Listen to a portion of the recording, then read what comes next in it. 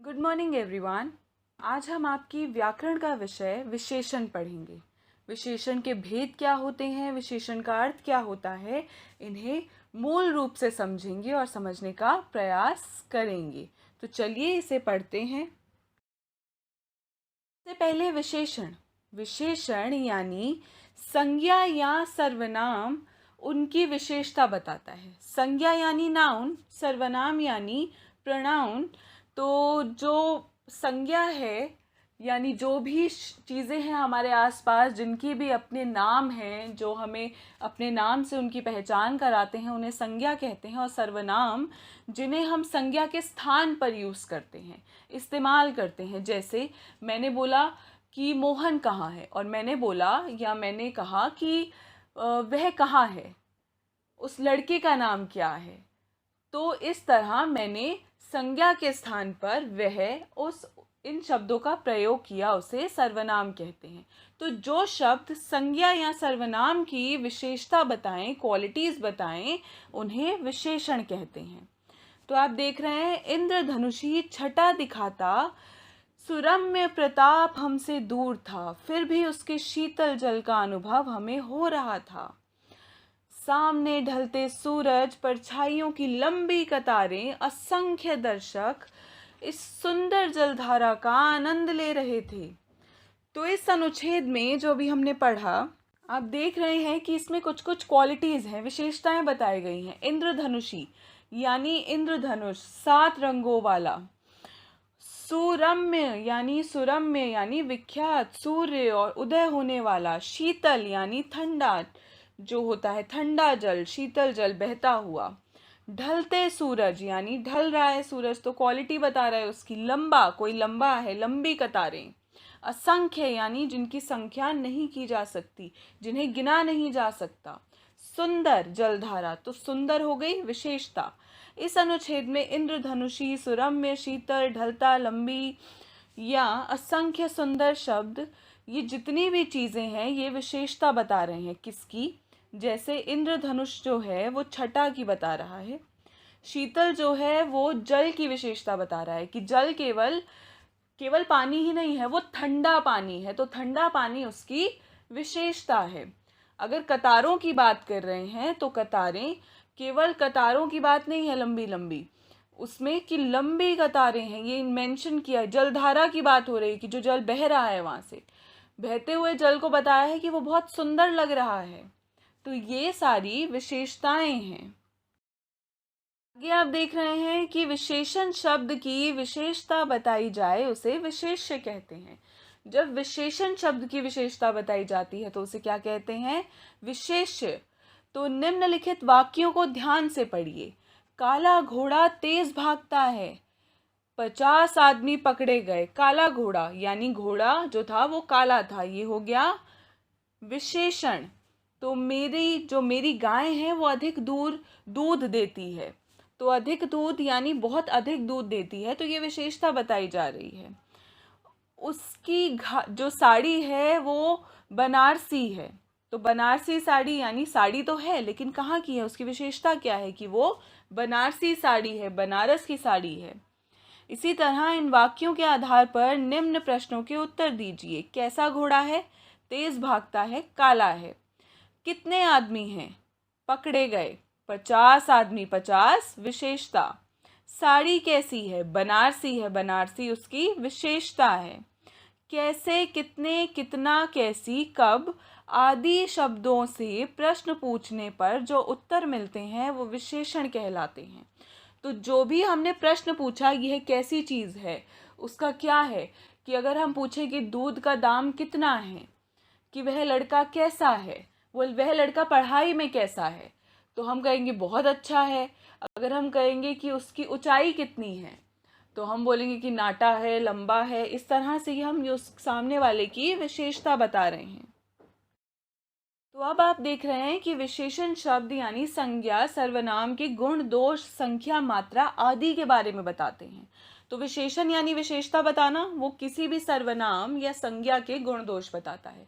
जैसे वह लड़का अच्छा है, वह लड़का बुरा है, वह लड़का शैतान है, या मोहन शैतान है, राम शैतान है। मैंने वह कहा तो वो सर्वनाम हो गया, मैंने मोहन कहा तो वो संज्ञा हो गया।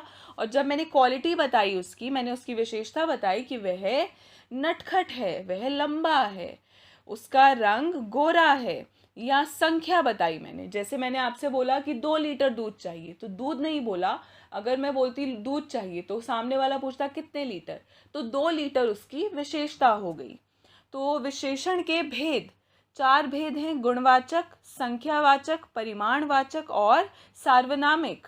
तो ये 4 भेद हैं जिन्हें अभी हम समझेंगे। किसी भी वस्तु, व्यक्ति का जो गुण है वो जो बताए उसे गुणवाचक विशेषण कहते हैं।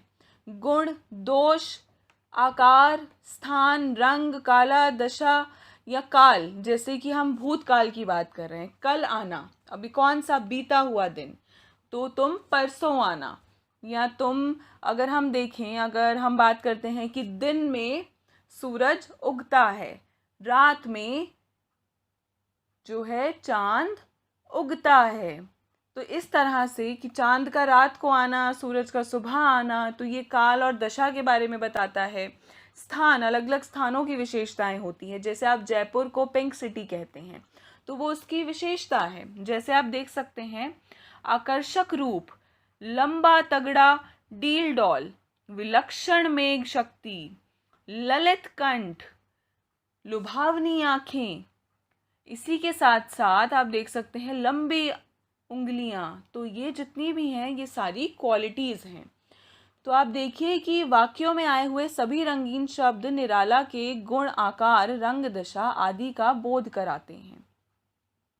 जैसे गुण बोध क्या हो गया? अच्छा, भला, सीधा, ये सारे गुण हो गए।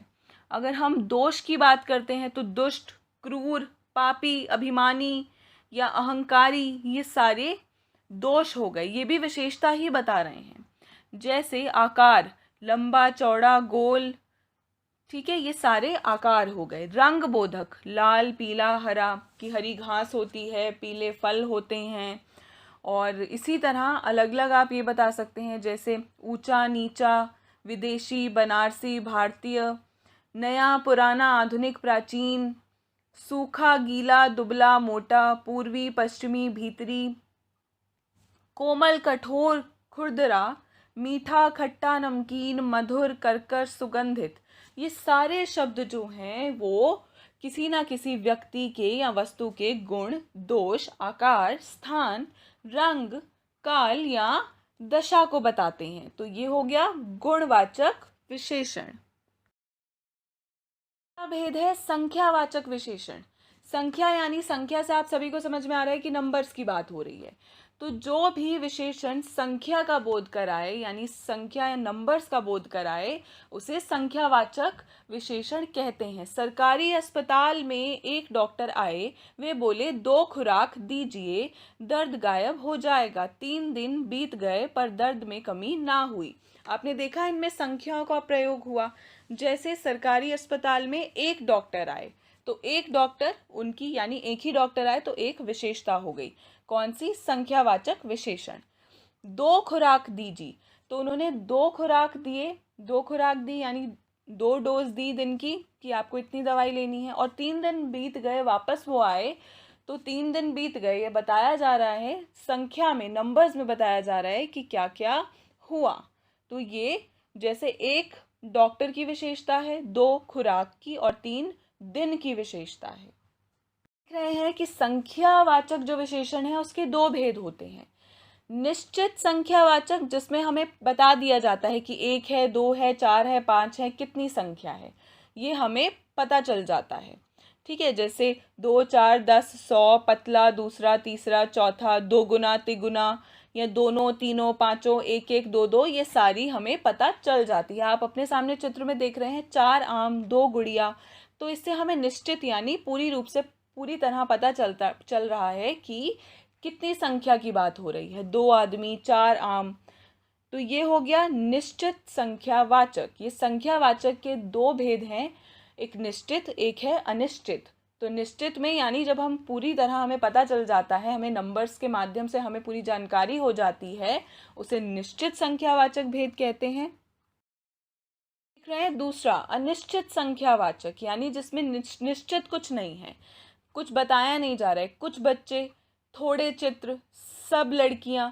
अब हमें क्या पता सब लड़कियों में कितनी लड़कियां हैं, तो लेकिन लड़कियां हैं यानी हमें संख्या का पता चल रहा है कि कुछ लड़कियां वहाँ खड़ी हैं, लेकिन कितनी खड़ी हैं ये नहीं पता। या कुछ फल, कि वहाँ कुछ फल पड़े हैं, मेज़ पर कुछ फल पड़े हैं, लेकिन कुछ यानी कितने, हमें निश्चित संख्या नहीं पता।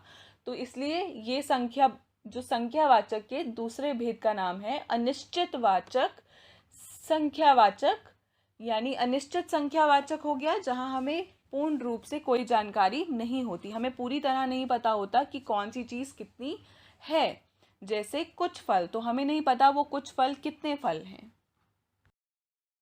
परिमाणवाचक विशेषण, जहाँ परिमाण होता है, परिमाण दिया जाता है, जैसे 2 किलो आटा, 1 एकड़ ज़मीन, 5 लीटर कपड़ा, 3 लीटर दूध, थोड़ा पानी, ये सारी चीज़ें जो हैं किसके अंतर्गत आती हैं, परिमाणवाचक विशेषण, जिसमें नापतोल या मात्रा में होता है। जैसे आप दूध को नपवा कर लेते हैं कि आपको 2 लीटर चाहिए, 4 लीटर चाहिए, 1 लीटर चाहिए या आधा लीटर, तो ऐसी ही ज़मीन होती है कि हम कितने जो एकड़ ज़मीन ले रहे हैं, या कपड़ा हम कितने मीटर ले रहे हैं।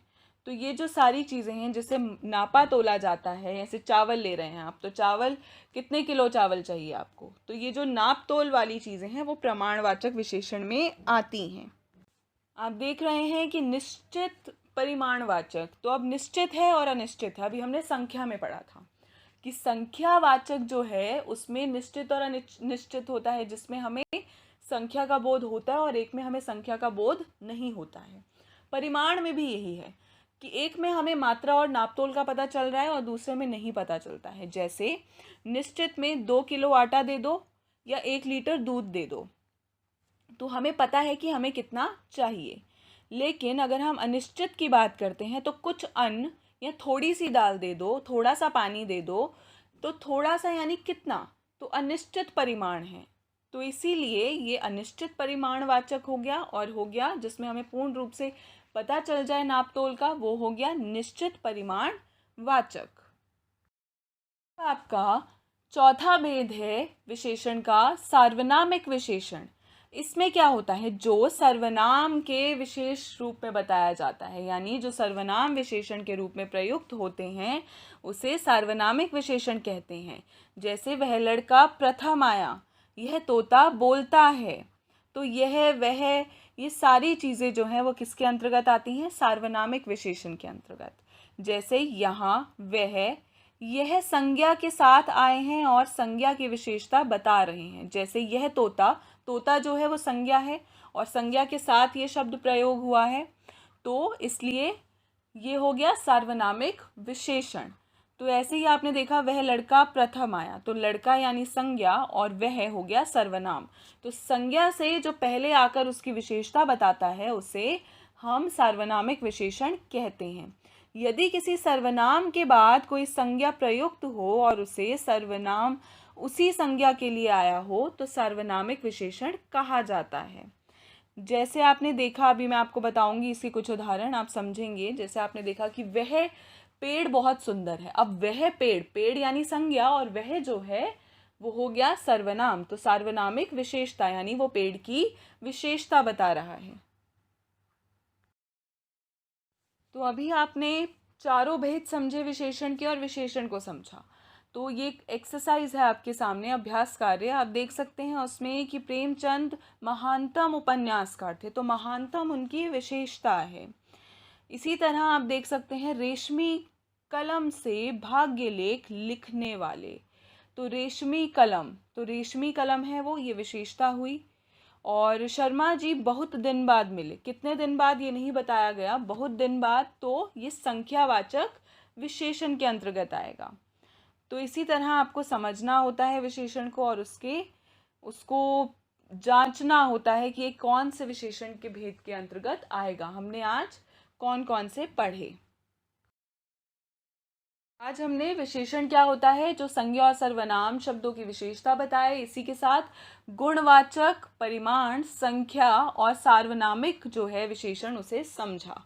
तो गुण में हमने समझा कि आकार हो गया, दशा हो गई, गुण, दोष, ये सारी चीज़ें जो है मोटा, पतला, सुंदर, दुष्ट, अहंकारी, ये सारी चीज़ें किसके अंतर्गत आती हैं? गुणवाचक विशेषण के अंतर्गत।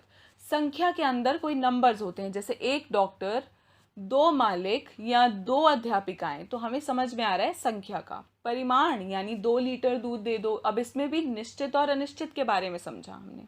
सार्वनामिक, जैसे मैंने आपको उदाहरण दिया पेड़ का, कि वह पेड़ बहुत सुंदर है, तो सुंदर एक विशेषता है, और वह जो है संज्ञा से पहले आया है और उस पेड़ की विशेषता बता रहा है, तो ये भी सार्वनामिक विशेषण के अंतर्गत आता है। तो इसी तरह आप अपनी पुस्तक से विशेषण के जो भी अभ्यास कार्य दिए हैं उसे पुस्तक में, अपनी किताब में ही सॉल्व करेंगे, उसके उत्तर लिखेंगे, अपने असाइनमेंट को, दिए गए असाइनमेंट को नोटबुक में कंप्लीट करेंगे। धन्यवाद।